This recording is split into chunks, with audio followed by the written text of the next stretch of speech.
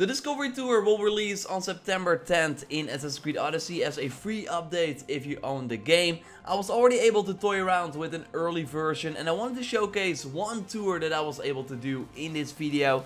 It's all about the Olympic Games and will give you a good idea of what the other tours in this mode will be like as well. I also showcase some of the other things you can do, like interact with the world and stuff like that. I already made a more concise video telling you everything you need to know. You can watch that one too by clicking on the screen, or I will link to it at the end of this one.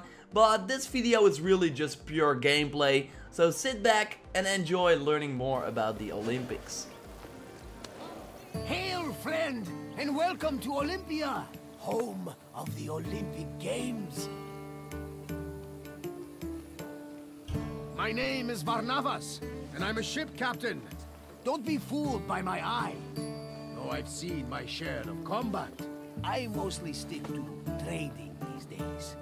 Well, trading and introducing visitors like you to wonderful sights like this. I've often dreamed of competing in the games. If my sight was better, my legs and arms were stronger, and my coin purse was fatter. But that is not what the gods want, so I continue making the best of the path they've laid out for me. We're standing in the main section of Olympia, where the Olympic Games themselves took place. Over the course of the festival, athletes competed against each other for prestige and glory to honor themselves and their cities. Enjoy your visit, friend. I'll check in when you're done to make sure you've been paying attention.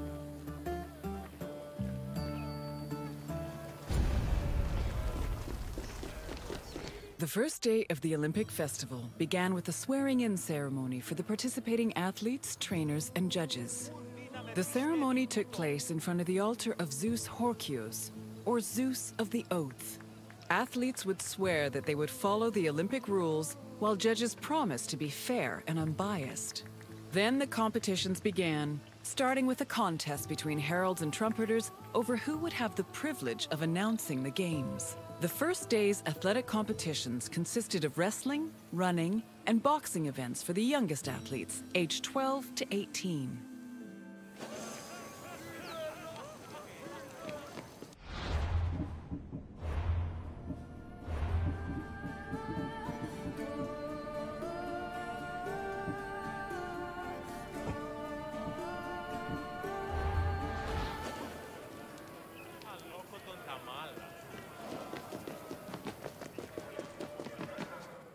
The second day began with a grand procession into the Hippodrome to celebrate the start of the popular equestrian events. The most anticipated and spectacular of these was the Quadriga, a four-horse chariot race. Horse racing events were unique in that the winner was not the most skilled jockey, but the owner of the fastest horse or chariot. The Spartan princess Kaniska once took advantage of this loophole to skirt the rule that women weren't allowed to compete, and earned 2 Olympic victories in the process. The rule also allowed for occasionally strange results, like in 416 BCE, when the statesman Alcibiades entered 7 chariots into a race and won 1st, 2nd, and 4th place. After the equestrian competitions, the 40,000 spectators migrated to the stadium to watch the Pentathlon events. When the day's events were over, funeral rites were performed for the hero Pelops, the mythical founder of the Olympic Games. The night ended with a celebratory feast and a great parade in honor of the day's victors.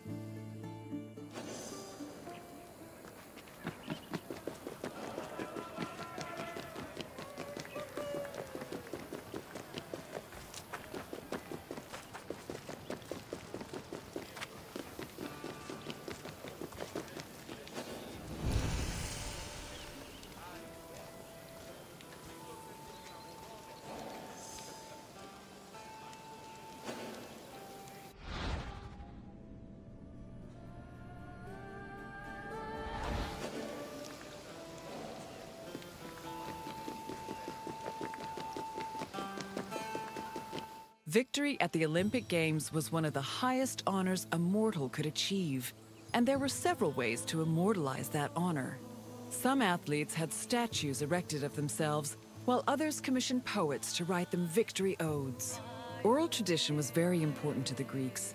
These odes, called epinikia, were often composed by the finest poets in the land, such as Pindar, Simonides, and Bacchylides. They were usually played at banquets and celebrations attended by the triumphant athlete or upon his departure from Olympia.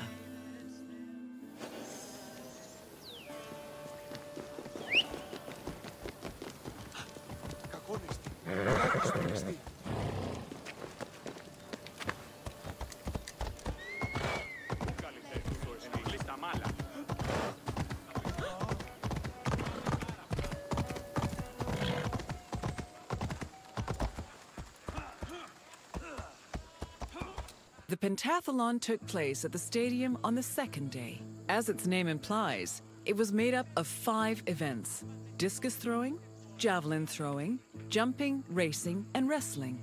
There are several differences between the ancient version of events and their contemporary counterparts. For example, ancient long jumpers held weights in their hands to give them momentum to launch, since there was no run-up before the jump. Similarly, if an athlete won the first 3 events, they were immediately declared the winner, instead of being judged by their overall performance in all 5 events.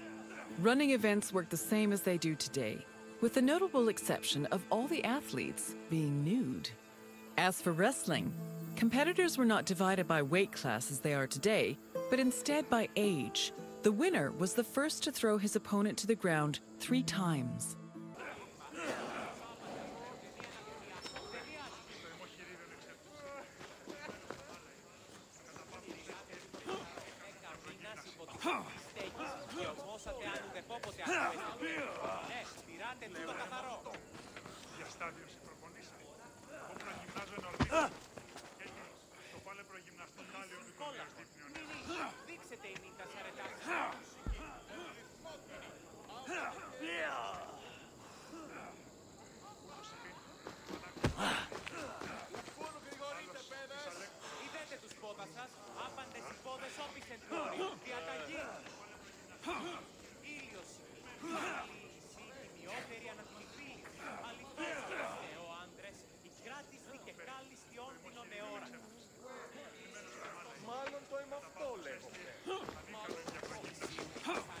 Day 3 started with the most important event of the festival. A procession of Hellanodikai, ambassadors, competitors, and animals made their way to the great altar in front of the Temple of Zeus. The animals were then offered as the official sacrifice of the festival. The afternoon of Day 3 was dedicated to foot racing events. Running was the oldest event of the Games, and in fact was the only event at the first Olympics. The main race was called the Stadion, which was a sprint of around 180 meters. The winner was granted the honor of lending his name to the 4-year period between the Games. This period was known as the Olympiad. The 4 years that followed the first Games in 776 BCE were known as the Olympiad of Coroebus of Elis, the first Olympic champion. Once all the competitions were over, a public banquet was held in the Preta Neon to celebrate the day's victors.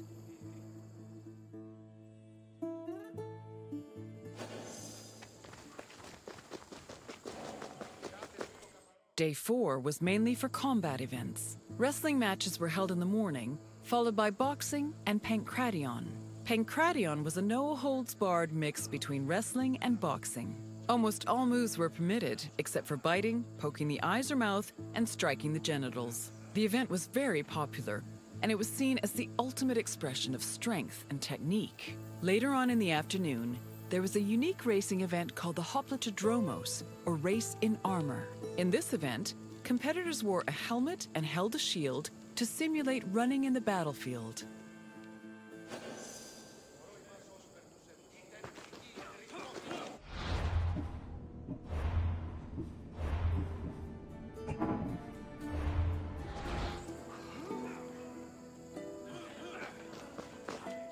The Hellanodikai, or judges of the Greeks, were both the game's adjudicators and their organizers. They hailed from Elis, the city in charge of the sanctuary of Olympia, and new judges were elected each Olympiad. They had several responsibilities. Before the game started, they decided which athletes would be allowed to compete and supervise their training. They also drew lots to make the competition brackets. During the games themselves, they picked the winners and kept an eye out for foul play. For the latter, they were assisted by stick and whip-wielding umpires who stood near the athletes and punished them if they were caught cheating.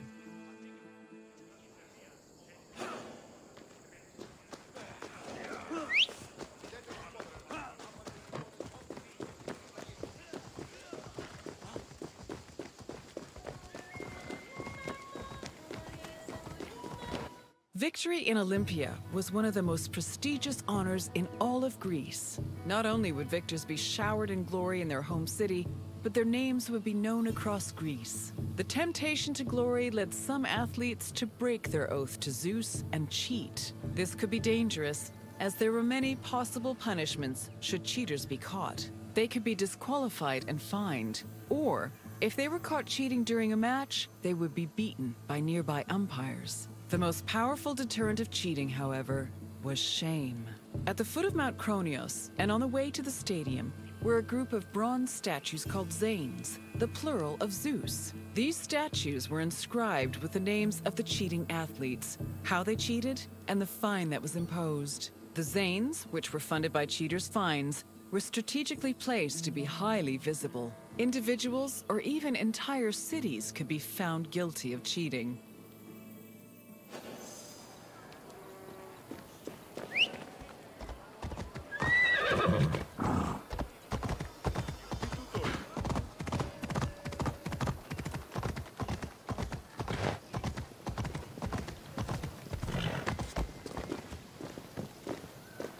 The Preta Neon was the administrative center of the cult of Olympia and the Olympic Games.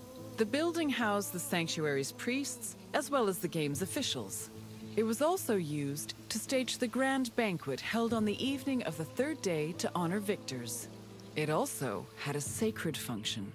Its central chamber was the location of the Fire of Hestia, a sacred flame that burned day and night. This fire was used to light the other altars around the sanctuary.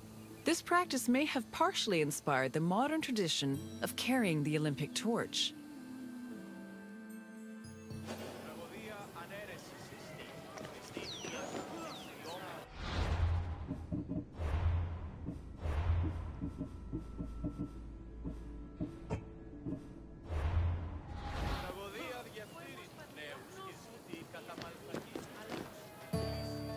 Hello again! I hope you enjoyed your visit. With their spectacular events and lavish banquets, the Olympic Games were a feast for the senses. I am certain even Zeus himself was entertained by the festivities. Now, is there anything else you'd like to do? Wonderful! Let the mental Olympics begin. Let's start with an easy one. Which notable woman won an event in the Games?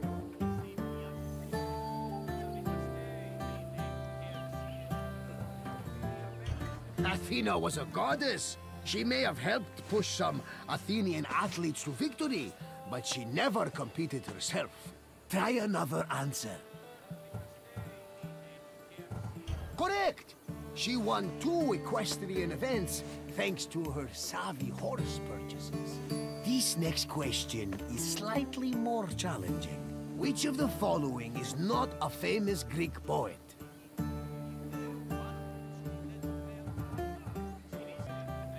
You are right! Thrasydus was a renowned Spartan general, and he didn't have time for rhymes and pretty words. Time for the final question. How many events were in the Pentathlon? Yes! The Greek word for pende means 5, and the Pentathlon had 5 events. Well done, my friend! You truly possess a sharp mind. Very well. Safe travels, my friend. So there you have it, a full tour in the new Discovery mode from Assassin's Creed Odyssey. Again, it will be live on September 10th, so the coming Tuesday. It's a free update if you own the game. Subscribe for everything on Assassin's Creed Odyssey and of course Assassin's Creed in general. And totally check out my other video on the Discovery tour where I'll tell you more things that you need to know about this new mode. For now though, I will speak to you next time. Don't forget to like the video, that would be really appreciated. And now, goodbye.